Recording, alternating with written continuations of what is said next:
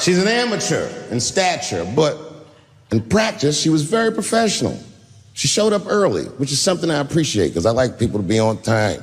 She was dressed to the motherfucking nines. I mean, I'm transphobic, and even I was like, you look nice.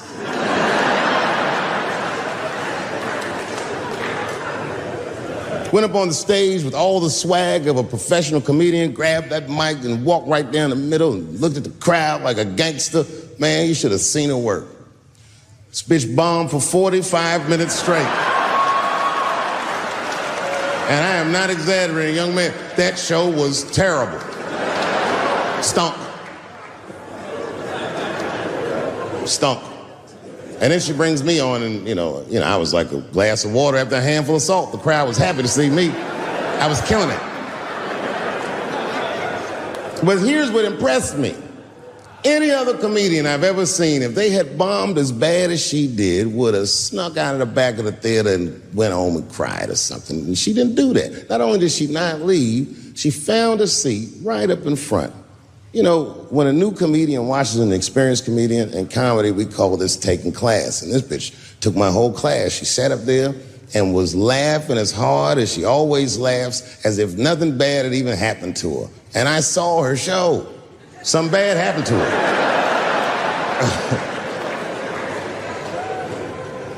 She was drunk. So she starts talking to me while I'm on stage, but the way a person would talk to a television when they were alone. She's talking to me like that. That didn't bother me because I knew her, but the crowd didn't like that shit at all because she sucked.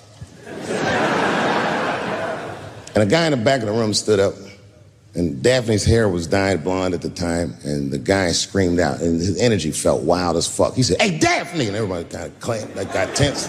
We didn't know if it was a heckler or an active shooter. And he said, "Does the carpet match the drapes?"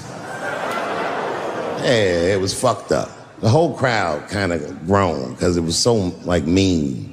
Everybody groaned, except for Daphne. She kind of laughed, which was weird. And then she didn't even look all the way back. She said, "Sir, I don't have carpets. I have hardwood floors." Just like that. Just like that. And boy, when she said that shit, it blew the roof off the place. Cut through all the tension. With that one joke, she made up for 45 minutes of a stinker of a show. And after that, she could do no wrong. And I kept on rocking. She kept on talking to me. And then the show became something cooler than a show. It became like a conversation between a black man and a white trans woman, and we started getting to the bomber shit. All them questions that you think about that you'd be afraid to ask, I was just asking them, and she was answering them, and her answers were funny as shit. The crowd was falling out of their chairs. And at the end of the show, I go, "Oh, Daphne," I said, "Well, that was fun." I go, "I love you to death, but I have no fucking idea what you're talking about." The whole crowd laughed, except for Daphne. Now she looks at me like I'm not her friend anymore. Like I'm something bigger than me, like I'm the whole world and the guy. And she said, "I don't need you to understand me." I said, "What?" She said, "I just need you to believe," just like this, she goes, "that I'm having a human experience." And when she said it, the whole crowd kind of gasped. And I gave it a Fight Club look. I said, "I believe you, bitch." Because she didn't say anything about pronouns. She didn't say anything about me being in trouble.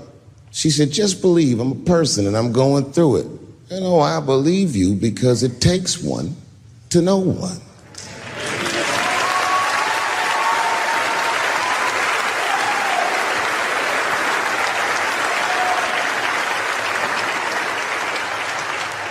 And then I told the crowd good night, and they start going crazy. And before the applause gets to its crescendo, I say, "And don't forget my opening act, Daphne."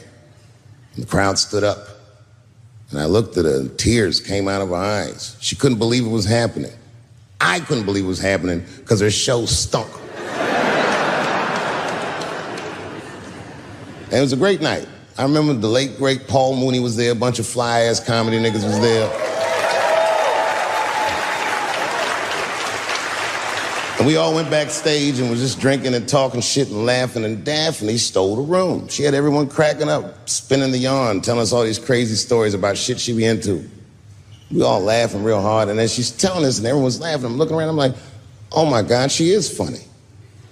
I pulled her aside and I said, you're hilarious. I didn't know that when you were on stage. I said, you're doing some things wrong, but I can help you. I said, anytime I'm in San Francisco, why don't you open the show for me, and I'll just try to give you some pointers, see if you can't work this thing out. And she said, are you serious? I was like, yeah. And she grabbed me real tight, hugged me, squeezed me, and I pushed her all violently because I'm transphobic. I said, boundaries, bitch.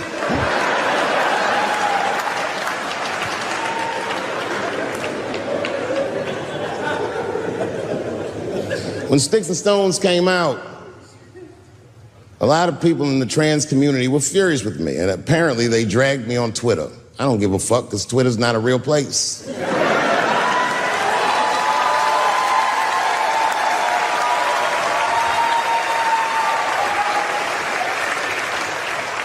And the hardest thing for a person to do is go against their tribe if they disagree with their tribe. But Daphne did that for me. She wrote a tweet that was very beautiful, and what she said was, it was almost exactly what she said. She said, punching down on someone requires you to think less of them. And I know him, and he doesn't. He doesn't punch up, he doesn't punch down, he punches lines, and he's a master at his craft. That's what she said.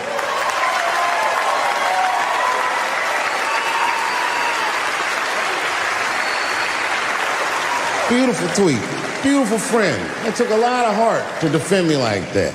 And when she did that, the trans community dragged that bitch all over Twitter. For days, they was going in on her, and she was holding her own because she's funny. But 6 days after that wonderful night I described to you, my friend Daphne killed herself. Oh, yeah. It's a true story. My heart was broken. Yeah, it wasn't the jokes. I don't know if it was them dragging her. I don't know what's going on in her life, but I bet dragging her didn't help. I was very angry at them. I was very angry at her. I felt like Daphne lied to me. She always says she identified as a woman, and then one day she goes up to the roof of a building and jumps off and kills herself. Clearly, only a man would do some gangster shit like that. Hear me out. As hard as it is to hear a joke like that, I'm telling you right now, Daphne would have loved that joke. That's why she was my friend.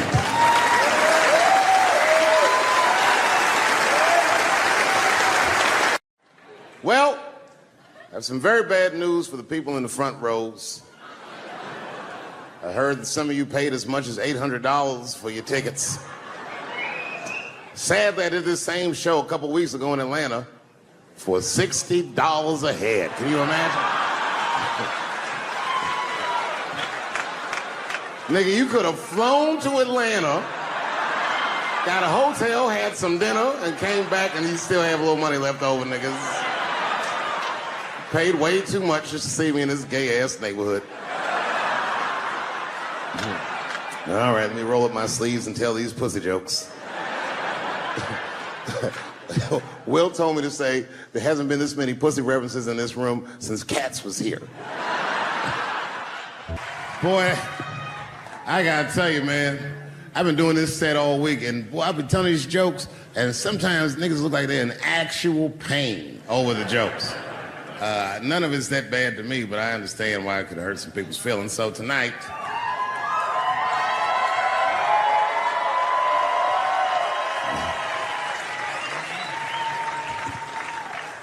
I'm going to give you an opportunity that I rarely give anybody. I'm going to let you say whatever it is you need to say to my face, or ask me whatever it is you want to know. But there are no dumb questions allowed. If you ask a stupid question, you'll be asked to leave. Now, I'm just kidding. Go ahead. Everyone relax. Come on. Oh, yes, sir, in the front. 2 questions. How often do you write? And can I have a cigarette? All right. First, you may have a cigarette, but remember, this is not jail, motherfucker. This lady right here. I have a question. Do you remember this scene? Oh, I do remember that. Ma'am, I'm gonna have to ask you to leave. That's a terrible question. This gentleman in the front with the salmon-colored shirt on. I was wondering if you had any advice for young comedians that you generally give, and... Are you thinking of doing comedy? I've never done it before, but watching you has made me want to try it.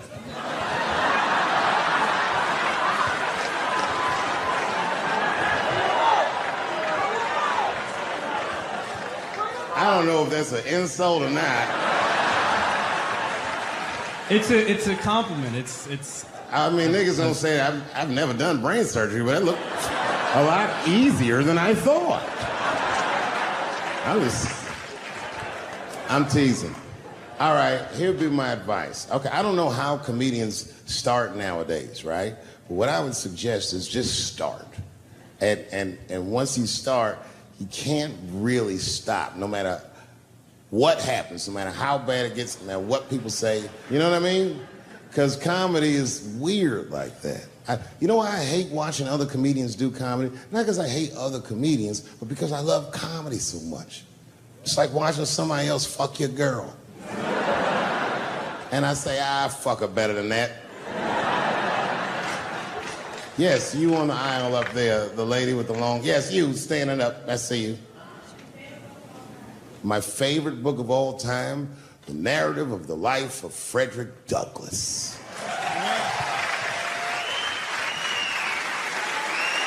That guy with the baseball hat. Marry, fuck, kill, Michelle, Rihanna, Oprah. Wait, who's Michelle?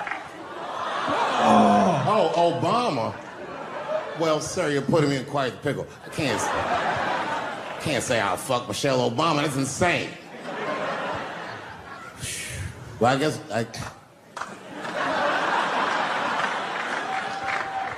I mean, because I wouldn't kill any of those women. But I'd fuck all three of them.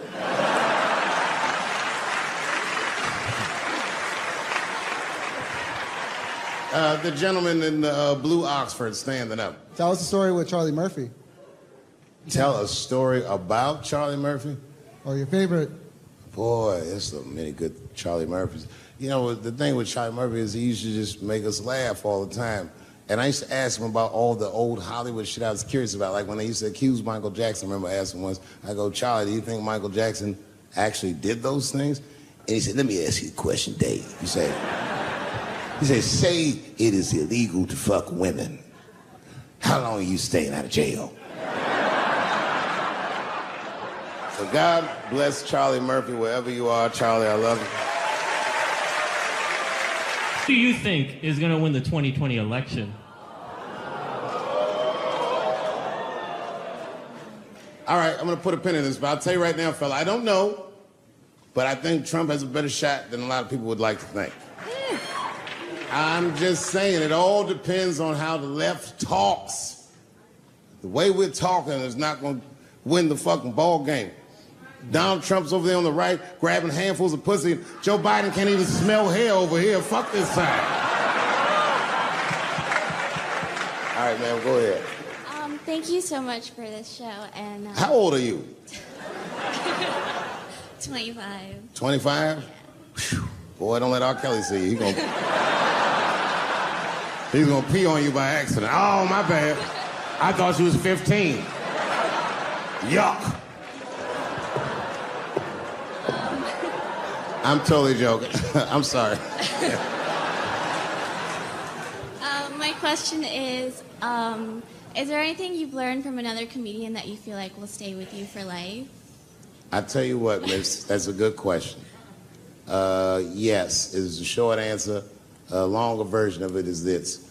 I was raised by comedians. I started doing stand-up when I was 14.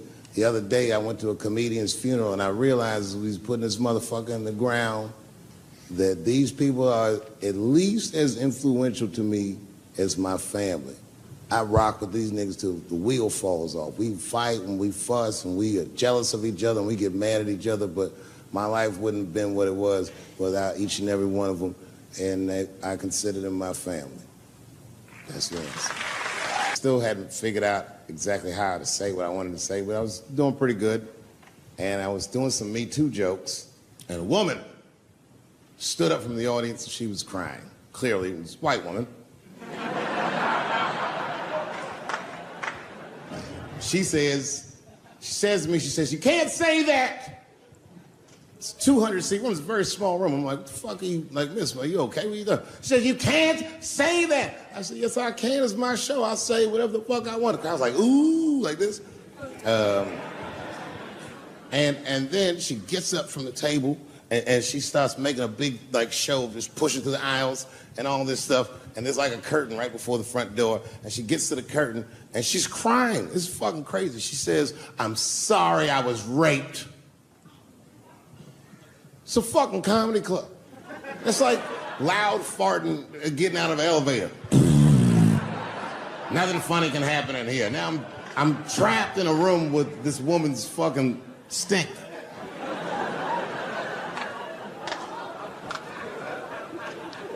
And I say, miss, it is not your fault that you were raped. But it's not mine either. Ta-ta, bitch, like this. She storms out. Now the room is very uncomfortable, but I managed to get the crowd back. But I'm like, a little traumatized. Same show, there's a trans woman sitting in the audience. This is a true story. This was like a few weeks ago. I did 6 shows that weekend. This trans woman came to 4 of them. Calls herself Daphne. Man, this chick Daphne was in there cracking the fuck up at everything I said about everybody. It was amazing. She was laughing, and it was fun to watch her laugh. You could tell she was letting go of something that was heavy, and she'd throw her head back, and she'd smile with all her teeth. She was having a great time. And the more fun she had, I felt bad, because I knew I had some trans jokes to unload. And I thought to myself, maybe I shouldn't say these jokes because I don't want to, fuck her evening up. She's having so much fun. But then I thought to myself, well, if I can't say it in front of her, should I say this shit at all? So I let her rip. And to my surprise, Daphne laughed harder at the trans jokes than anybody in the room. In fact, everybody in the room would look at her to make sure it was okay. And I got off stage, I was in the dressing room, I was like, man, this is a fucking weird show. I'm sitting in the dressing room by myself just trying to figure out, what the fuck just happened out there? Why is it that this one woman can't take any of these jokes and Daphne can take all of these jokes? So weird. And then I realized, Daphne used to be a man.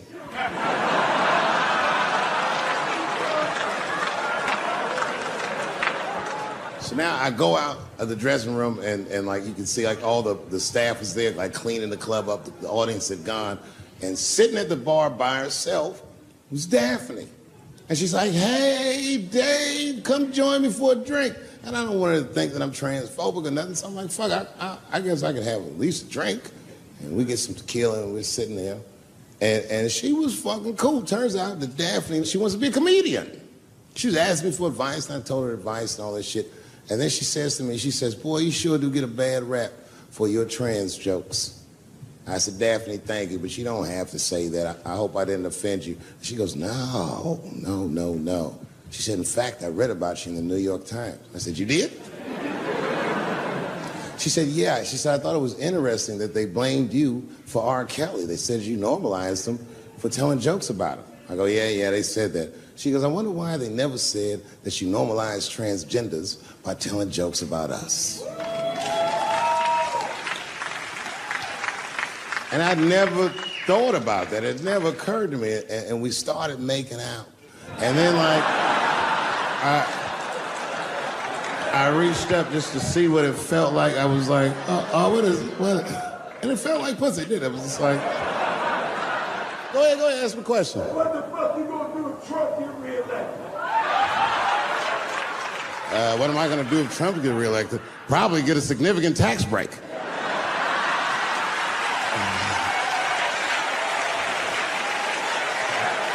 Hey, You want to know why I don't even talk about Trump in my show? Because that motherfucker is not the hokey pokey. He is not what it's all about. There's millions of people that put him in power, and the ideas that he puts forth are not his own. He's singing poor white people's greatest hits. So why the fuck would I worry about him and not the other millions? Really, you know who I'm gonna vote for next time if things keep going the way it's going is that gay dude. No, Mike Pence. It's a safe place where I could tell some jokes. And I find out that this comedian I know, Chris Tucker, who's in all those Rush Hour movies, I find out that Chris is in San Francisco too at some charity event. So I call him, I'm like, yo, I just saw you at some charity event. I said, I'm doing a show at the Punchline. Why don't you come by the club after your event? He's like, cool, Dave. I thought you was dead, nigga. I'll come by. He says, is it okay if I bring some friends? Because, you know, I'm with a lot of people. I go, man, you Chris Tucker. You can bring whoever the fuck you want. And then I show up to the club late that night. And I walk into the dressing room. And sitting in the dressing room is Gavin Newsom, who at the time was the mayor of San Francisco, but now he's the governor of California. And sitting next to him was Kamala Harris, who at the time was the DA of San Francisco. Now she's the senator from California that's front-running on the Democratic ticket. And sitting next to her was Al Gore. It's fucking weird. And sitting next to Al Gore was the guys from Google, Sergey, and I don't know how to say these. All right. And it was Chris Tucker and Ben Jealous, who at the time was the president of the NAACP, who was all just at this big charity dinner, and Paul Mooney was drinking scotch. And we all was just in there. And, you know, at first I was a little uncomfortable when we started talking, and we all got along really well. Well, at some point, Kamala Harris she says to me, she goes, you know, a friend of mine is announcing his candidacy for president tomorrow. I went to college with him. I'm like, what? I go, Barack Obama? She goes, you've heard of him? I'm like, yo, I just read about this dude. And she goes, yo, yeah, blah, blah, blah, we're talking. She goes, you know what? She says, let's call him on the phone. I said, what the fuck? And she picks the phone up and she dials and she's listening like this. And she goes, this is voicemail. And she gives me the phone. She goes, leave him a message. You know, I didn't know what to say. I just said what you say to any black dude that's running for president. You know, stay low, running a zigzag pattern, this kind of shit.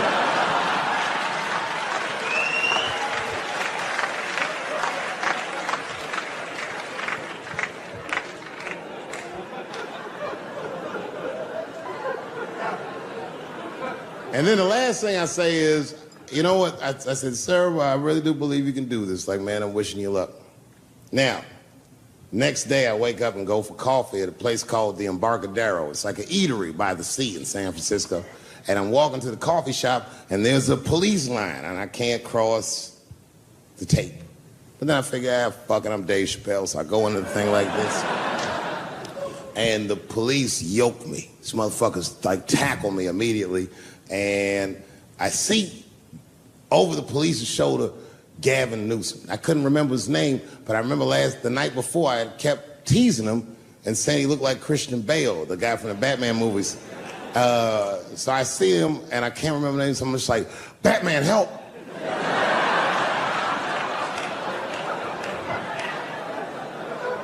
And he stops, he's like, Dave? And then the police see that the mayor knows me, so they're all like, oh, sorry about that. And he's like, hey, back up, everybody. And he just picks me up. He's like, I'm really sorry about that. I'm like, I'm fine, don't worry about it. And he's like, listen, I'm here with Prince. Would you like to meet him? I'm like, I know Prince. That's my nigga. And we go around the corner, and it was Prince Charles, the Prince of England. I didn't know the protocol of meeting royalty. You're not supposed to touch him. I dapped him up like a nigga. My nigga. Just hugging him and shit like this, dapping him up, like this. And that nigga was cool too. I was like, that's really fucking weird. And then I was just out there in the upside down, not having no TV show, trying to figure life out. And the election was going on in the background. And this guy, Barack Obama, was picking up steam. This motherfucker was killing it. And I had a chance to go to the last debate on the Democratic ticket. And I went. It's me and Chris Tucker sitting in Myrtle Beach, South Carolina. It's the last three candidates. It was Barack Obama, John Edwards, and Hillary Clinton. Now, Obama's a lot taller than Edwards and Clinton, and he had the center podium. And at one point, they're all on stage, and they start fussing, and Obama goes, look, none of us are perfect, like this. And his hands was like this, and there was light shining behind his head, and the other two candidates was looking up at the nigga, and I was sitting in the audience like, this nigga looks like Jesus.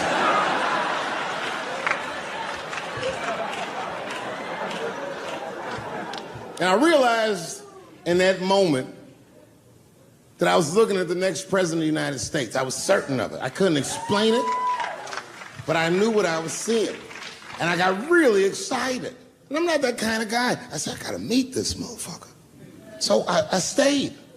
They were all on stage doing interviews, and I just waited. I was waiting and waiting. And then John Edwards was done with his interviews first, because everybody knew he wasn't gonna win. And I see John Edwards, and I said, hey, Senator Edwards, I just want to say hi. And that motherfucker looked at me like, I'm like, fuck you, nigga, you gonna lose anyway. And then he left, and then Hillary Clinton just walked by me in one of them Steve Harvey suits.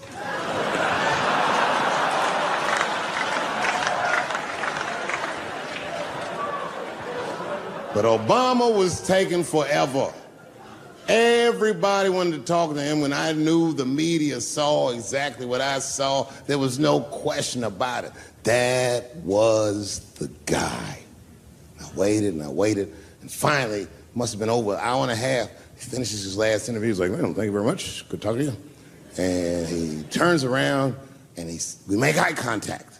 He sees me, and when he sees me, he looks over, he goes, Dave Chappelle. And Obama did me the same way I did Prince Charles. He dapped me up. And he like bro hugged me, and he pulled me in, and I'll never forget this. He said in my ear, I got your message. Thank you very much, New York City. And you know what I said? That's all I said. First of all, I'll tell you right now what I said. And I will tell you that this was not a joke. It's a true story. And I just happened to tell it. All right, what happened was I went to a gallery party, all right? I don't know who in here has ever been rich before, but these are very nice parties. You know, wine and cheese and ball of conversation. And there was a few eccentric types, one of which was a very wealthy man that happened to be wearing a dress. I don't know what you call him, man. This is a tranny or drag queen, perhaps. Whatever it was definitely a man. And this man was definitely on drugs. I don't know what kind of drugs he's on, but I knew he had too much. He didn't look good. It's like this, he's like, he looked sick. And all his friends were standing around him, concerned, trying to revive him. I don't know whether it looked like some kind of gay CPR, there was fanning and shit.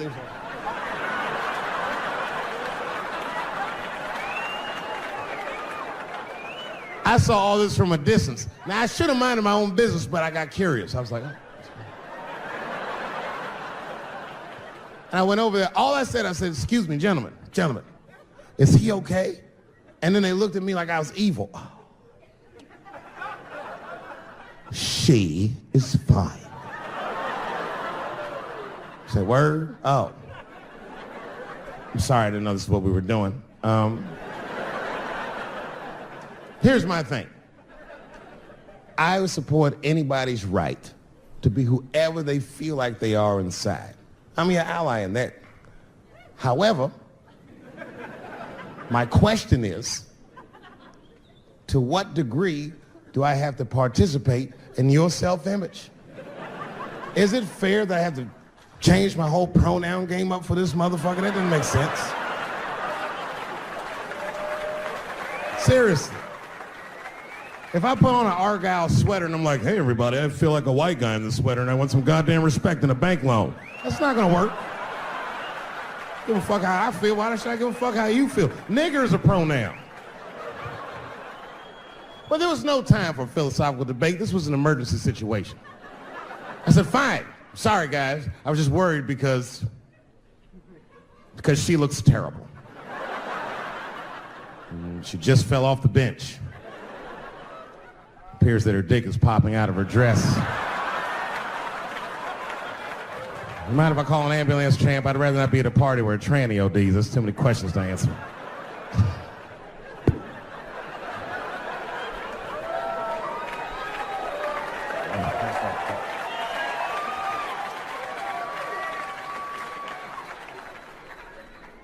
Okay, I've been through this before. I had a friend from high school. Now, in high school, this guy was a thug, Will, right? He was a fucking dope boy. He did it all. He's a wild dude. People used to be very scared of him. And then after high school, word on the street was he'd come out the closet.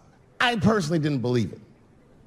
I bring him up because last year, he calls me out of the blue like, yo, what's up, man? I got your number from so-and-so, and I heard you're going to be in New York doing a show. Could I get some tickets? I was like, fuck yeah, get some tickets, man. How you been? He said, well, we'll catch up at the show, man, but yo, I appreciate it. I'll see you soon. I said, all right, man, take care. And I was about to hang up, and I couldn't resist. I was just like, hey, nigga, I heard you was gay. What's going on with that?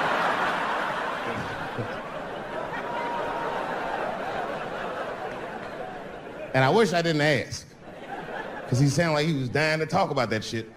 And he had a long story about it. And it's not that I didn't care, but I was, I don't like talking on the phone. I was watching TV at the same time. So I just wasn't really paying attention like I should. But I was trying to sound supportive, but I didn't really know what to say. So I was just like mumbling shit throughout this conversation. I was just like, nigga, you gay, man. You just gay. Like,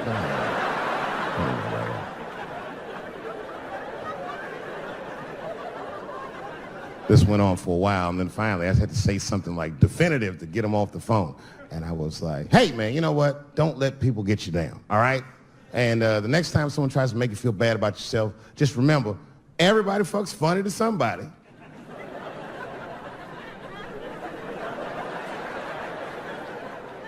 He didn't like that shit. He's like, what the fuck does that mean? I said, huh? He said, you saying I fuck funny, motherfucker? I said, no, that's not what I'm saying. I'm saying everybody's different. He said, you ain't say different, nigga. You say it funny. What's so fucking funny about the way I fuck? And I said, hey, man, I fuck feet. He said, what? Oh, this is not a joke, ladies and gentlemen. I get women to squeeze their feet together like this, and I fuck them right in that little space in their feet. But you can't build a community behind that shit. There's no flag for us. That shit made him laugh. And the next day, after the show, I saw him backstage. He was like, yo, what's up, man? I'm like, oh, shit, what's going on? And he had his buddy with him. He goes, Dave, I want you to meet Manuel. Manuel's my fiance. We're in New York getting married because it's legal here. I said, well, congratulations, fellas. And Manuel was like, gracias. And he went to go get some drinks. And then my buddy looked at me, he was like, so Dave, what do you think? And I started mumbling again. You gay, nigga, you just gay. He said, yeah, I'm a little nervous about getting married, man. It's a big step. I said, yeah, it is. It's a big step. He said, well, you've been married for a while. You got any advice for us? No, I'm married to a woman. Sorry about that. And they corrected me. He said, no, you married the person that you love. So it's essentially the same. I said, man, the problem with that statement is that it makes the assumption that I love her. But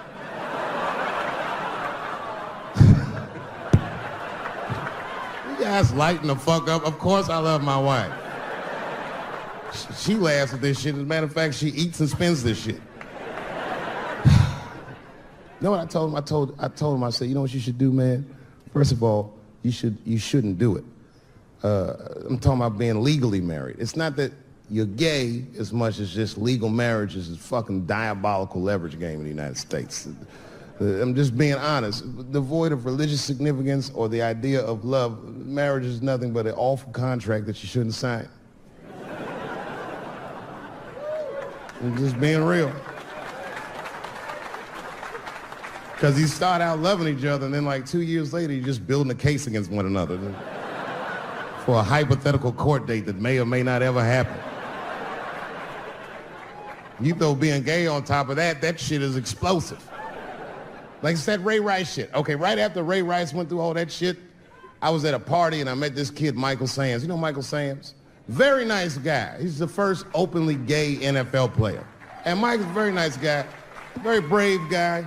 But when I met him, I couldn't help but thinking, now what's gonna happen when Michael Samms beats his wife up in the elevator? Is that domestic violence or is that just two niggas working shit out in the elevator? You know what I mean?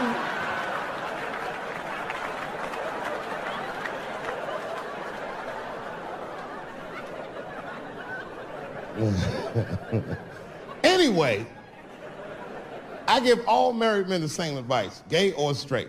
Get a dog. This dog will love you all the time, but she's not going to. It's real talk. I didn't even know about dogs, and my kids got the dog. They brought him home from the shelter, and I didn't even want him. They're like, can we keep him? I said, nope. I said, where'd you even get this dog? They're like, we got him from the shelter. I was like, ew. Probably something wrong with him. Can't keep him. And then my kids started crying and screaming like the dog had gambling debts. Please, Dad, if you don't let us keep him, they're gonna kill him. I was like, oh. All right, you can keep him. And this dog was a menace. I hated his guts. Then one night I'd smoked a bunch of weed and I was eating a sandwich and Baba came over. Baba's the dog. He came over and was staring at me. This will make you very uncomfortable if you're just looking at you usually.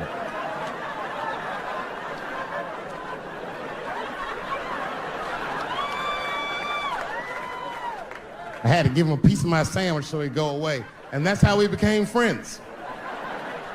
Now, if you see me walking down the street with Baba, I ain't got no leash or nothing. He walks right next to me. If I stop, he'll stop. And if I go, he'll go. And all my friends are like, yo, Dave, that shit is dope. How you train Baba to do that shit?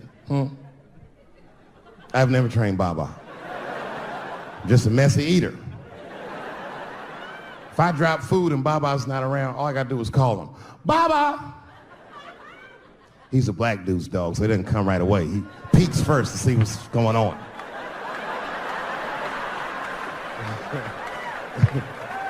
I gotta tap my foot so he can see the food. Over here, little buddy.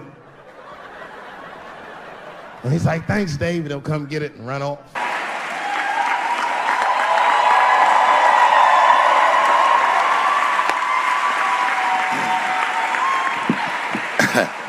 Man. I gotta tell you, when I was sitting here watching what all the other honorees have done with their lives, I started feeling like shit, like this is terrible.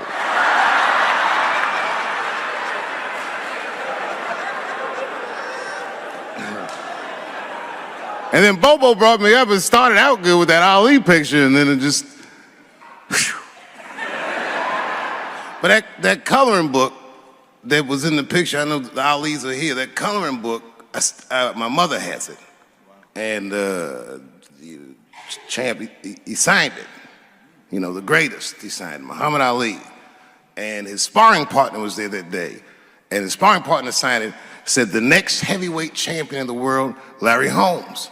And he was. And 2-year-old Dave Chappelle colored all in that shit and just ruined the book.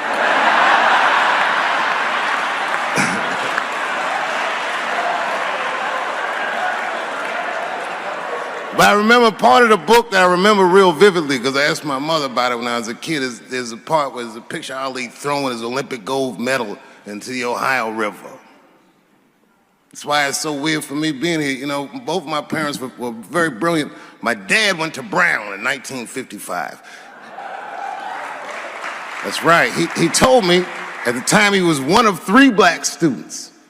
He said one of the guys got accused of a rape that he probably didn't commit. And the other guy killed himself, and Dad said, and I left. And see, that's what makes us Chappelle's great. We know when to quit.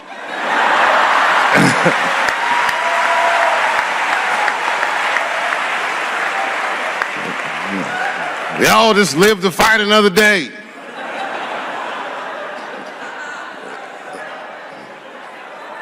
I gotta say, I'm very honored to be here, and I'm very honored to be here with the other honorees. Really, I'm like very humbled by you all, the work that you do, and you all make me want to be better.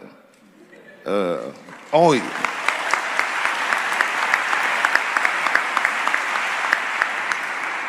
And you know, I was gonna stop doing stand-up for a while because 4 comedy specials in a year is like, that's a lot, you know.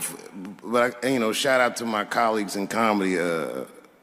I just want to say that in a way, this for me belongs to my mother primarily, who was a African American studies professor, and a lot of the content that I say, she raised me well. I'm not an uninformed person. But also, you know, my colleagues in comedy, like comedians have been getting beat up pretty bad recently, and we're somehow nowadays expected to speak with the precision of attorneys or politicians. We are not. I always think of James Baldwin. You know, James Baldwin was one of my favorite writers because he managed to tell white people what they feel like to be around.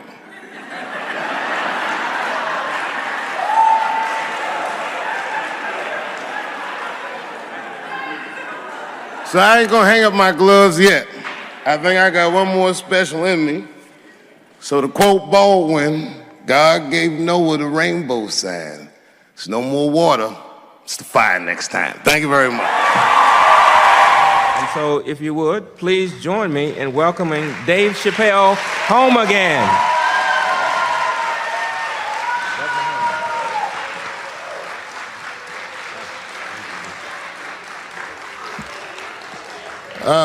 Thank you. You know, I speak for a living, and I'm a little nervous today. I wanted to say thank you, Mr. President, and thank you, Bishop Green, and thank everyone at Allen University for hosting me today, because it feels special, right? When I think of this great-grandfather that I've heard about in my life, but never actually touched his legacy. So it's like the product of his loins coming to meet the product of his work. And it's an important day for me personally.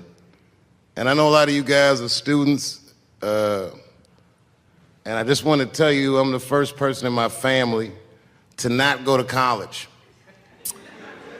And as the president has told you, I've done outstanding in spite of that.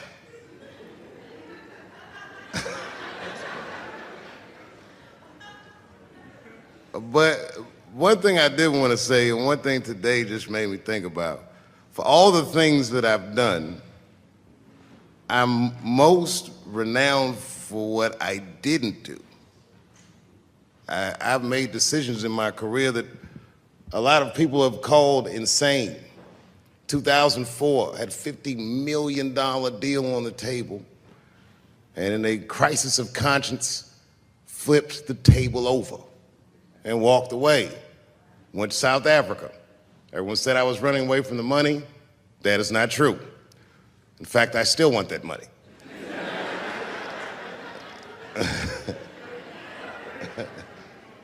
The idea that I wanted to just share with you guys is the idea that sometimes you do what you think is best, whether anybody understands it or not. I heard a story about my father where someone told me he used to do statistics for a company in DC.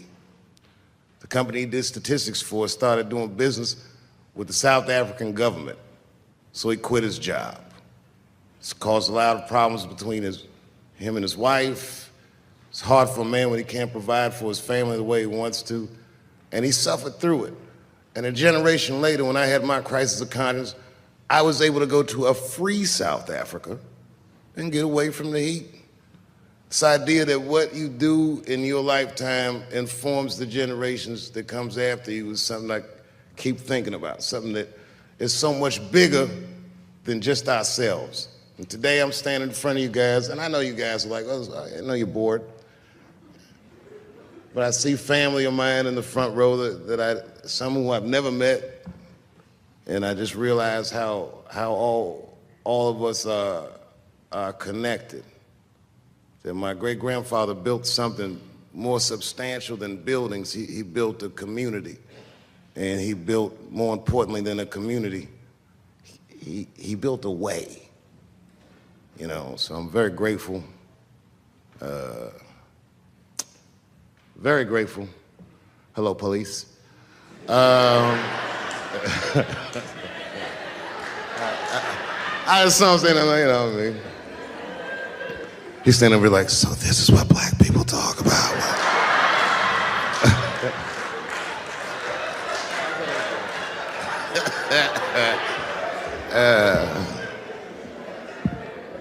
I just want you guys to remember, you know, that right now there's this thing where ethics aren't what they used to be. This idea that people are trying to replace the ideas of good and bad with better or worse.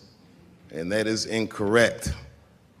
You gotta keep your ethics intact because good and bad is a compass that helps you find the way. And a person that only does what's better or worse is the easiest type of person to control. They are a mouse in a maze that just finds the cheese. But the one who knows about good and bad will realize that he's in a maze.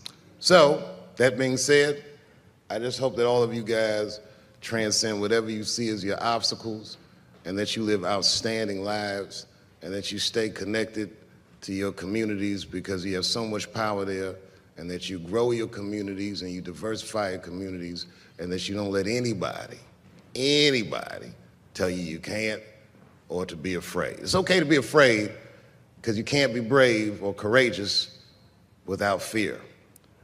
The idea of being courageous is that even though you're scared, you just do the right thing anyway.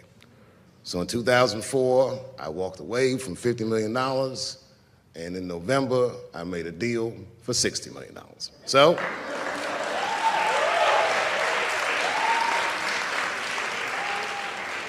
although I am not the most famous comedian of my time, I would like to know what their great-grandfathers did. I'm very proud today. Thank you very much.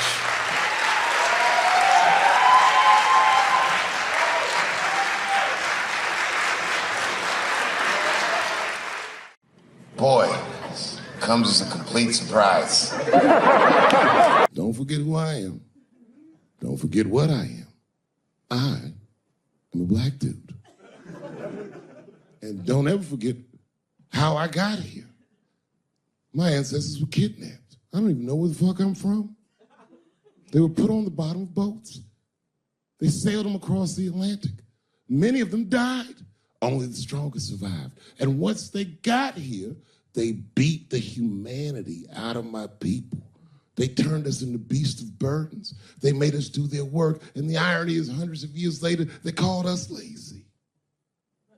We fought in the Civil War. We damn near freed ourselves. Then in Reconstruction, black people did great. My great-grandfather was a very wealthy man. But then the black coats came, Jim Crow came, and it was 100 years of unspeakable oppression again. Lynchings, all kinds of terroristic acts to keep us in the margins of society. And yet we still fought. And Dr. King was born. And then things got better. 20 years after Dr. King was assassinated, Michael Jackson was moonwalking on television. Something, something, something, Barack Obama.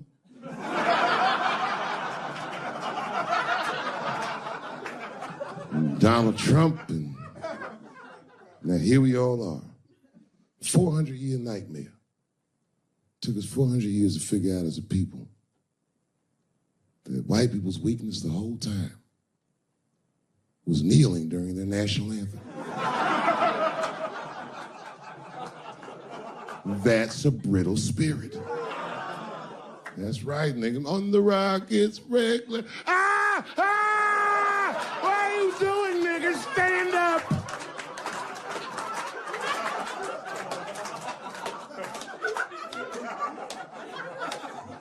The Vice President of the United States got involved. Mike Pence got involved. He went to the game himself. These niggers will have to stand when they see me. And all them football players looked up in the stands and saw Mike Pence. Is that Mike Pence? Come on, y'all. Wu-Tang. Bow! Oh! Foiled. Brittle spirit. I could kill every white person in America at one time. You know how I'd do it? I would just wait for the Super Bowl. And right when they sang the national anthem, I'd have O.J. Simpson walk to the 50-yard line with them bad knees. You know, what the hell is he doing here? Oh, I know what he's gonna do. Stop him!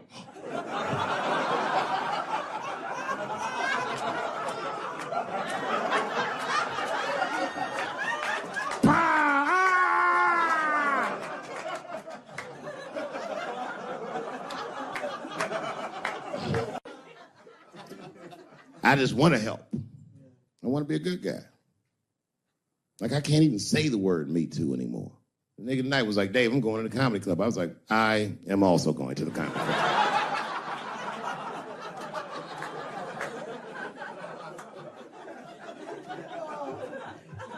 And I didn't even know it was happening, but I guess I became like a feminist in the last 3 weeks because I can't watch porn the same. Like, I watch it sometimes, but I can't click on these motherfucking thumbnails, not with those titles. Guy crams young girl in the ass with hard right. I can't click on that. Come on, nigga, give me something I can click on. Dude gets sucked off by a midget. Little person, I say to myself.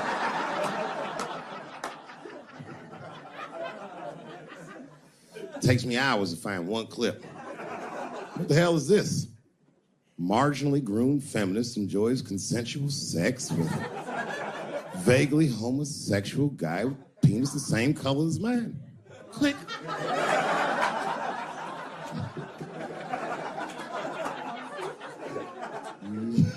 There's a lot of black dudes haven't been getting Me Too. I don't want to jinx myself. You know why, though? Obviously, black women go through the same thing, right?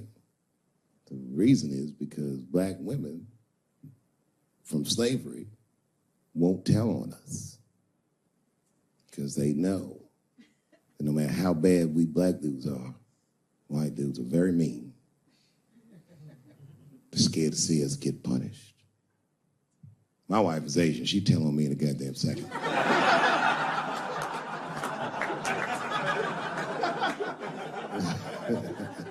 Ain't no fucking up in the Chappelle household. And the wildest shit about it is I live in Trump country. I live amongst the Tiki Torch whites, poor white people. And I'm rich.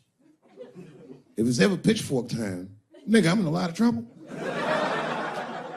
And nobody in my family believes me. I be trying to tell the kids, man, we gotta run these drills. They're like, we don't want to run your stupid drills. Too bad, son, you have to. Tiki Torch whites come upside. What are you guys supposed to do? Come on, Dad. What are you guys supposed to do? Oh, squint our eyes and stand next to Mom. That's right.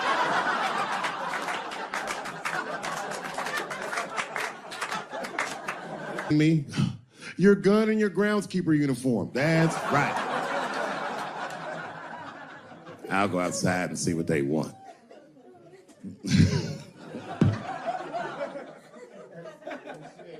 It is wild, bro. Where you from, man? Where you from? New York. You from, what, Manhattan? Brooklyn. You are from Brooklyn, aren't you? You look like you can rob somebody with a hammer.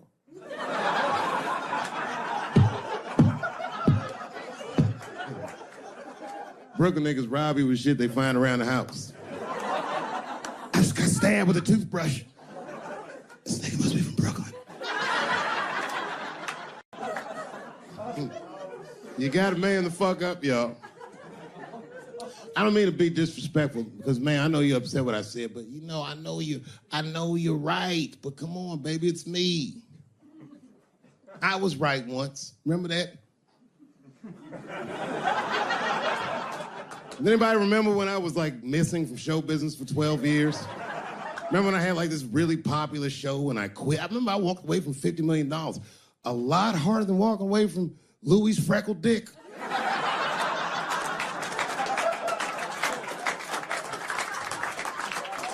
I didn't know that I'd ever work again. And yet here I am tonight. Did my dream die? No. I remember that shit. You don't remember that when I quit my show? Remember, when on the way out the door, I said, something's wrong in Hollywood. I believe they said I smoked crack. That's right, I remember they called me crazy. So really, you know, you're right, ladies. Congratulations. Enjoy it. And they're coming for you, bitches. They're coming for you. There's one person that's uncomfortable. You know who's the most uncomfortable motherfucker in the room? The nigga that's right. I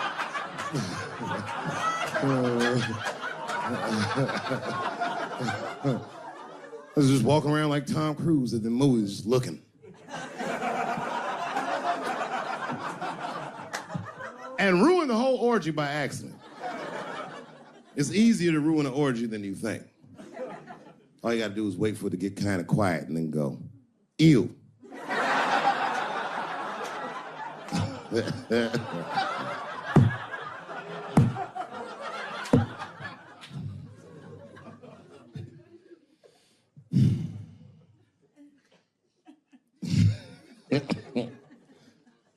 I know I feel bad. But I just feel like this is all happening for a reason. And ladies, I want you to win this fight. 10 years ago, I might have been scared, but you know, I got a daughter now, so if you win, she wins. So I'm rooting for you. And I agree with you. At least ideologically, I do.